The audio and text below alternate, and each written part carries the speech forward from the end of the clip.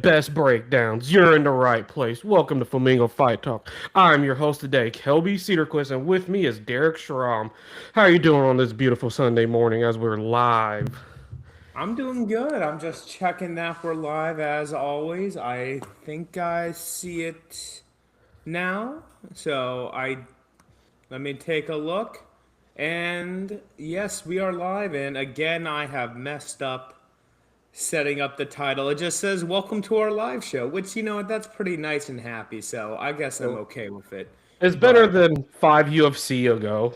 yeah, it's better than that. So let's go ahead and get going. What a great night of fights last night. Oh, fantastic, fantastic night of fights. A lot of barn burners, a lot of very different styles. And then we had a great Aljo fight, man. I was so excited for Aljo. He did what I thought he was going to do, and he showed why he was the ex-champ at the bantamweight division, but now moved up. The featherweight still got the dog in him. Yeah, no, a lot of decisions on the main card. I think our boy Ryan Spann, the only one to get a finish on the main card, even though we were Mm, crapping on him a little bit there. But yeah, yeah. let's start at the top, actually. I think you said it, a classic Aljamain Sterling performance. And before we talk too much about the victor, let's take a second on the loser, Yusuf Zalal. Oh What yeah. he fought, he is a dangerous, good fighter Yes. who fought the best guy he ever fought last night. And he came up short, but he went to a decision with Aljo after putting in dangerous after dangerous after dangerous submission and almost guillotined Aljamain Sterling in round three. Went to decision. That's the first time he ever went, or not decision, but 25 minutes in the UFC or in general. His Yeah. first loss off this, since he originally left the UFC, he went to the amateurs, long win streak, UFC win streak. He did great. It just he couldn't show Aljamain Sterling something that Sterling hasn't seen before, and the veteran won the fight with skill, with experience, with game planning, and just being an Yeah. overall better fighter. Yeah. I mean, anytime you win with 349-45 unanimous decision, you were just a straight dog in the whole fight. Aljo did have that one rough, what was it, a third round? The third Where, round, yeah. yeah, So he yeah, where messes up Zalal, the takedown, and yeah, Zalal capitalizes it, throws him in that guillotine, and the guillotine got tight for Aljo to get out. He had to go to his back, and Zalal kept the position the rest of the fight. Putting his own submission attempts on Sterling. yeah. I mean, Sterling definitely used forward pressure and the most importantly, elite grappling to detect, to detect, detect, whatever, you know what I'm trying to say, this whole Yeah. fight space. I mean, he kept it, I mean, he kept him on the ground for 13 minutes and 49 seconds of complete ground control time. That's Well, insane. and look at, I know you're looking at the numbers right now. Look at the striking numbers. 220 total strikes to for Sterling to Zalal's 61 strikes. Yeah. And Dominic Cruz mentioned it on the commentary there during that third round when you're talking about when Zalal did actually the round he won. Yeah. He was Cruz really is one of the best commentators in the UFC because he's talking about it. He's like, look, he's doing good. That was a good submission, but he's at this point where he's going for other submissions. He's trying to get Sterling in this and that, but he's not throwing the ground and pound. And that is what Sterling did. Yeah, he went for submission here and there, but the entire time he was just getting his backpack and just laying the ground and pound. These looping Yeah. hooks. In the fifth round, at the very end, there they stand up and he throws a standing hammer fist that hit him right in the face. And I'm like, damn, that must have hurt. Oh yeah, Aljo But put on such a fun high pressure on the ground at the same time pace. It was really really fun. I love it when you get to see a guy just instead of just going for the submission, try to tangle with him the whole time. He's just like screw it. I'm gonna hit you 45 and a half times in these 30 oh seconds yeah. and then try to sneak it in. I'm gonna wear you Well, yeah, down, keep pushing it you down. pepper them up a little bit first, Yeah, and then you go for the choke. That's how you yeah, do it. But towards the end there, Sterling and Again, I would give compliments to Dominic Cruz. He even kind of, and DC saw it too, but they even saw, I think it was that fourth round, which I know the commentary was saying they think it might have been a 10-8. I'm not sure how they actually scored it. But Yeah, they still scored it a 10-9. I did look into that. I was yeah, very upset I about think that. there need to be a little more damage for it to be a 10-8. But Yeah, yeah, they were saying it was getting close because he just completely shut out Zalal's offense. He got nothing off that yeah. round, basically. And I'm going to pull that up. But basically, yeah, so Sterling, they're even saying, like, he should almost kind of stop and get this choke because he probably could have finished him there. But yeah, no, instead he just Wait, no. continued with the striking. But yeah, look at this. It was 81 a ten strikes, eight. 81 to 3 strikes in round 4. Yeah. No, it would have had to been a 10-8. I'm sorry. I was doing the Oh, math is wrong in it? my head. Did they It, give him? it would have had to been a 10-8 for one of the rounds. If it's 49-45, that means you lost 5 rounds and the winner lost Yeah, they one. gave him a 10-8. Yeah, that's right. I'm sorry. I miscorrected. He absolutely won the. I mean, we can assume with the judges without actually looking, Yeah. but absolutely. I am repeating myself. I'm noticing that in real time right now. Absolutely, Derek. Absolutely. Hey, Absolutely, absolutely. Let me tell absolutely, you something real beautiful right there. absolutely. Oh, Zalal's an absolute type of man, you know? Bilal absolutely fought a great fight, but he just absolutely did not have anything for Aljamain Sterling, who absolutely just dominated him. Absolutely. Enough of that. They call But him that. yeah, no, what a great fight. And Sterling, I think he's really making his case for trying to get this featherweight title fight. Oh, yeah. Unfortunately, Movsar Evloev beat him, and that was a super close fight. Yes. So there's one guy that's definitely ahead of him in the rankings there for that division. And bro, if Movsar beats Volkanovski, I'm going to be upset because Yeah. we would have gotten robbed of Sterling versus Volkanovski, which is probably, I think, the best fight you can make at featherweight right now. Oh, yeah. Very two similar-ish styles in a sense. They both like to do two very different Grappling, things. just But grappling nightmares. But Sterling yeah. has so much. Like, Sterling got striking. I'm sorry. He can hit. The Funk Yeah. Master, he's dangerous everywhere. Oh yeah, no, Funkmaster he can throw. There's no questions about that, especially for that light.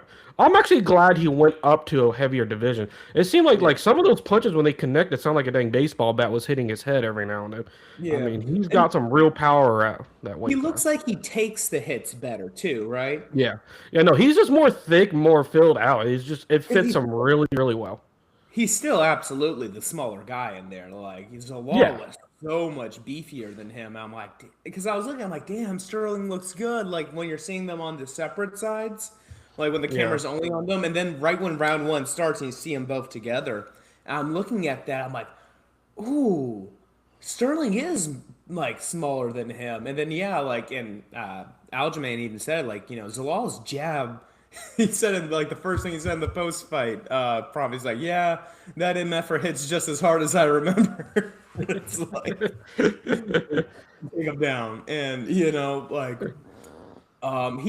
just he made him chase. He took away forward pressure. He constantly circled away from power. He took him down every round. Made him grapple. yeah, Tired him out, and then frankly, it looks like he blew his load trying to submit Aljo in round 3. And Aljo's like, okay, I'm not going to get submitted here. I'm just going. He got close, but he did just kind of like he kind of wrote it out on his back, kind of took a rest round, it looks like, basically, and then just came back, scores a 10-8, almost finishes him, and then just, got that win in the 5th round, secured the deal. yeah. That that fourth round from Aljamain No, Sterling we was keep like saying my Aljo. yeah. Yeah, I was like, let me call him by his actual name. I've only called him Aljo this whole time. Fourth round by Aljamain Sterling was my favorite round of the fight. Aljo came in and just threw the pressure on him after he got beat that third round. Aljo was like we have to show him what I am about. And Aljo went, grabbed him, put him on the ground, kept him on the ground that whole time, and then he finally got back up in the last 30 seconds. But sometimes that's really fun to see when you lose a round and you're like, dude, I have to still show it. Because it started like he was starting to turn a wave there because he won Yeah. for round 1 and 2 easily. Then that third round was like, oh no, Houston might Yeah. have had something. You And know. then he just came back fourth round and said, "This is why I'm the champion, and this is why I have a high fight IQ." Got him to the ground, held him down, and just kept tapping at him, wearing him down. And I think he really did wear him down just enough for that fifth round easy finish. Yeah, and that's where well, no finish, but yeah, he secured that win Oh, there. the win, yeah, I know what you meant, but yeah, like, and that's where I was saying earlier, like the game plan. yeah, You know, he looked good. He was first two rounds, stay away from the power. You know, yeah, clearly, yeah, score, win, stay away from power, work your magic. Round three, I mean, in the corner, you heard him talk. He believes it was basically an unforced error. He, did a bad takedown. You know what I mean? And got caught yeah, in the guillotine. And basically he had to give it up. And then yeah, he chose to rest that round and not get too hurt. And that's the difference. Circling back to what we were saying earlier, yeah, when Zalal did get the top position, did get the back in that because he got the backpack on Aljo and that third round, and instead of he went for choking, and yeah, that's good. He got close a second there, but do you know how hard it is to submit Aljamain Sterling? Oh, it's it's That would, I very mean, very difficult. talk about a flex if he could have done it. Oh my god. Yeah, But that's a Hail Mary. I'm sorry. So what he should have done, and Cruz even said this, bro, you gotta be landing that ground and pound. He needed to start peppering up Sterling, landing that damage, change to fight. Instead, Sterling like, okay, I'm gonna let you tire yourself out choking me while I rest, and then I'm just gonna come out like a bat out of hell in round four, and he did. yeah. And first time he ever entered round four, it looks like he was fighting a fresh fighter. That's what happens when you trained with Marab. Dude, I love seeing Marab on the sideline. When Marab Yeah. came in and gave him that chain at the end, I was like, Marab's a real G. I wish Marab only wore Sean O'Malley's jacket when he was in the corner. That would. Oh, that'd be great. Be great. Um, Funny dude right there. and you know what? Like, I think that was a good fight for Zalal. I don't like. He didn't really do anything wrong either. I don't think, right? He could have done a few things No. differently, but I don't think he made any like egregious mistakes outside of like maybe being a little too respectful to Aljamain Sterling. But Sterling's dangerous and hard. Like, how are you Yeah. gonna like? He was not going to let him come forward. No. Like No. you said that like earlier, like Sterling just giving the fight to Zalal. It's like yeah, he's not going to let the power puncher walk him down. So he kept that pace on him, just how he did against Pt.1, and actually in the first fight before the knee. Hmm. Basically, he just put an insane pace on him. And at featherweight, oh my gosh, it looks like Sterling can keep that. I know you've heard this being a wrestler. Like you can't grapple for 15 minutes straight. You know what I Yeah. mean, bro? Aljamain Sterling can. He can do it for 25 minutes. Yeah. Yeah. I mean, it's very, very difficult to just. I mean, wrestling for 25 minutes straight, like Oh, Hamzat likes to do, is ridiculous. But yeah, it's very, very difficult to maintain that pace and have that high enough stamina to just keep. Well, when you're on top of somebody, people say being on bottom it's a lot of pressure, takes a lot of out of you. But being on top of somebody, you have to push the pressure down to keep the guy in the positions you want to. The guy is always trying to move out, trying to break the guard, yeah. trying to get up, trying to spin around, trying to move, trying to push you away, trying to get closer to the fence so they can kind of lean up against it. That's a lot of pressure being on top and just keeping them where you want them kept, and then grabbing hand control, getting in correct position if you want to get a submission or whatever you want to do. It's a lot of pressure being on top also.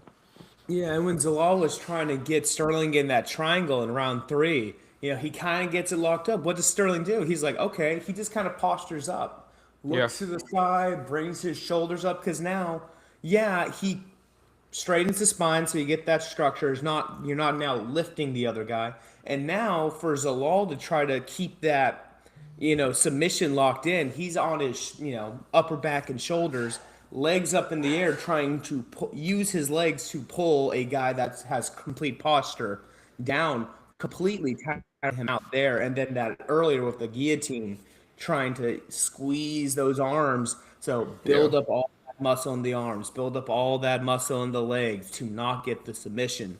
And yeah, Sterling, oh, he knew how to, grapple and win for himself and make the other guy grapple and get tired out. And that is such a dangerous thing. And that's why he very almost dangerous. beat Movsar. But in that case, the youth of Movsar, I think, is what put him over the edge.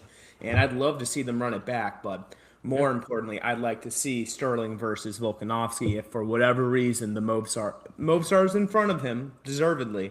yeah, But for whatever reason, if that fight can't be made, Sterling versus Volkanovski, there's not a lot of time for these two champions. no. Just cut out there. There's not a lot of time for these two champions. Hello?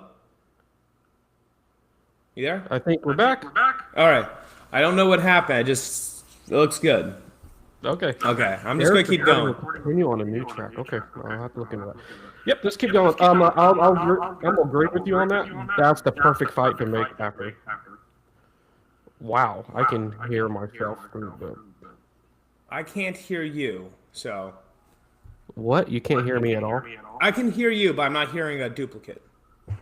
Oh, okay. Well, let me just turn this down. Sorry for technical difficulties on live. Are we still good on live? I'll go ahead and check that. Let's move into our second Yeah. fight. I'll start the co-main off while you check that. Yeah. The co-main event of the evening, we had a beautiful, beautiful women's bantamweight bout between Jocelyn Edwards versus Norma Dumont. I went into this fight thinking that I wasn't too sure how I was going to feel about this fight.